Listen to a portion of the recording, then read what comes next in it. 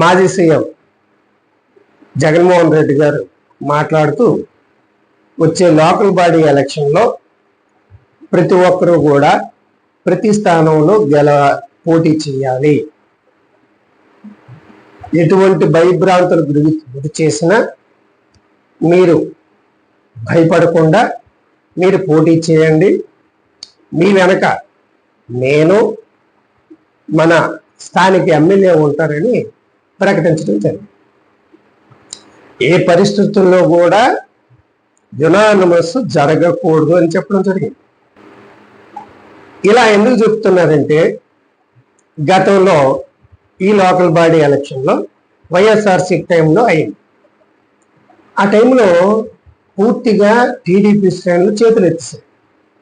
ఎక్కడో బలమైన నాయకుడు, అలాగే నేను బొబ్బులి, అలాగే తాడిపత్రి. బొబ్బుల్లో నాకు తెలిసి బేబీ నాయన్ గారు నిలబెట్టారు, అనుకున్న స్థానాలు గెలిపించడం కూడా జరిగింది. ఈ విధంగా 1, 2, 3 దగ్గర తప్పించి రిమైనింగ్ మొత్తం చేతులు తీసి పూర్తిగా లోకల్ బాడీస్ లో ఉన్న ప్రతి కూడా వైఎస్ఆర్సీపీ. దానికి కారణం ఆయన చెప్పిన మేనిఫెస్టోలో చెప్పిన అంశాలు ప్రతిదీ కూడా వచ్చిన 2 సంవత్సరాల్లో మొత్తం క్లియర్ చేసి పారేశారు. ప్రజలు కూడా పూర్తిగా ఇక వ్యతిరేక భావన లేదు. ఆ టైంకి వ్యతిరేక భావన లేదు. ఆ పరిస్థితుల్లో టీడీపీ శ్రేణులు కూడా ఎవరైనా పోటీ చేసినా ఓడిపోతాం అనే పరిస్థితి వాళ్ళకి రావడం వల్ల వాళ్ళు పోటీ చేయడానికి ముందుకు రారు. అందుకు అటువంటి పరిస్థితుల్లో రాకుండా ఇప్పుడు వీలైతే సంపూర్ణంగా ఏ మేనిఫెస్టో క్లియర్ చేయలేదు. ఆడపిల్లలకు 1500 ఇస్తామన్నారు, అది ఇవ్వలేదు నెలకి.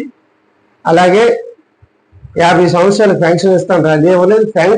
కొత్త పెన్షన్ రావడం పరిస్థితి కూడా ఘోరమైన పరిస్థితులు ఉండబట్టి ప్రజలకు వ్యతిరేక భావం ఉందనే ఒక నమ్మకంతో జగన్మోహన్ రెడ్డి తప్పనిసరిగా మీరు పోటీ చేయండి, ప్రజాస్వామ్యబద్ధంగా ప్రజలకి తన అభిప్రాయం చెప్పే హక్కు, ఓటు ద్వారా చెప్పే హక్కును మనం కల్పించాల్సిన బాధ్యత మంది అని కార్యకర్తలకు పిలుపునివ్వడం జరిగింది.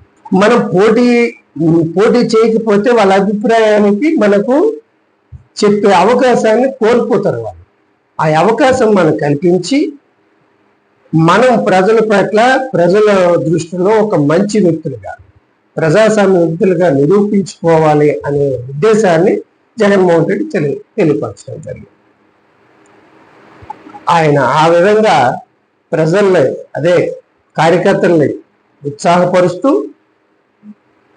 వీలైనంత ఎక్కువ శాతాన్ని ఈ ఎన్నికల్లో ఓటర్ల శాతాన్ని సాధించి భవిష్యత్తు నిర్మాణానికి ఒక పునాది నిర్మించుకోవాలనే తపనతో ఈ రకంగా జగన్మోహన్ రెడ్డి ఈ పిలుపునివ్వడం జరిగిందని నా భావన. Thank you.